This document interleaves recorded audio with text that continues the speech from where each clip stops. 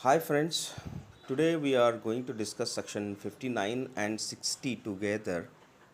These two sections are found in a separate chapter, that is oral evidence. This chapter especially deals with one sort of evidence which can be given in the court of law orally. While studying the introductory part of evidence, we have brought in two heads. One is oral examination and another one is documentary evidence. As we have seen, oral examination is the oral statement given by the witness before the court directly.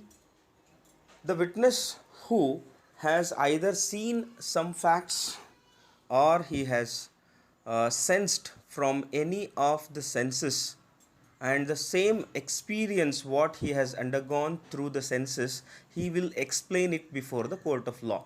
That is called oral evidence, and that witness is called oral witness. Now, this is one important branch of evidence, that if we see section 59, which says that proof of facts by the oral evidence. Facts means what? We know very well. All such things which have to be proved before the court, they are either fact in issue or relevant facts.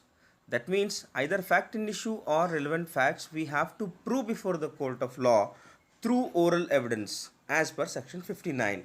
It says that all facts except the contents of documents or electronic records may be proved by oral evidence. That means any fact you can bring the evidence before the court of law in oral form, but it should not be the content of a document. If the content of document is there, that you cannot prove before the court of law by oral examination.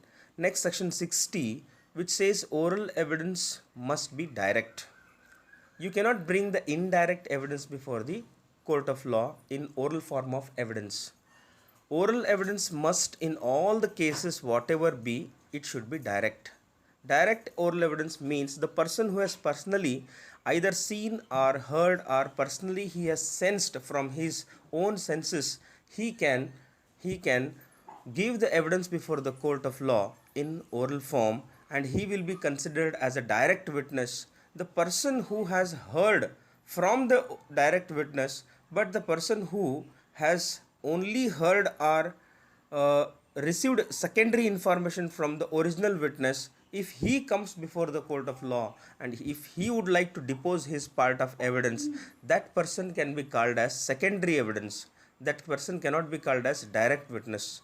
He'll be called as indirect witness. That is to say, if it refers to a fact which could be seen, it must be the evidence of a witness who has personally saw it. Similarly, if the evidence refers to the fact which could be heard, that means the person or witness who has personally heard it.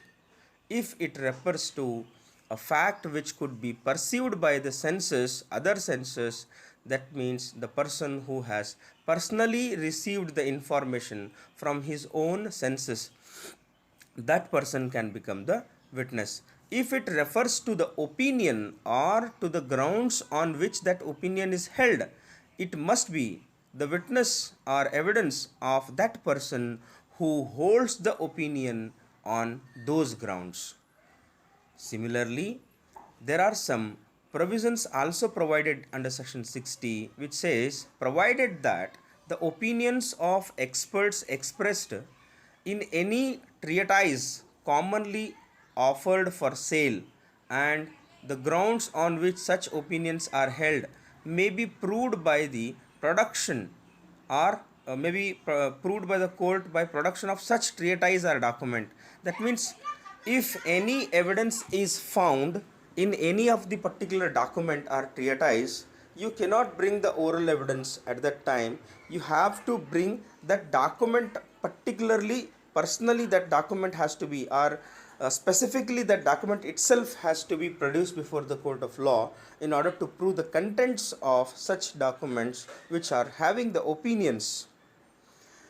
Next, if the author is dead or cannot be found or has become incapable of giving evidence, or sometimes if his presence before the court of law cannot be secured without unreasonable delay or cost, in that case the oral evidence with regard to contents of such document whose author is died can be permitted to be produced before the court of law.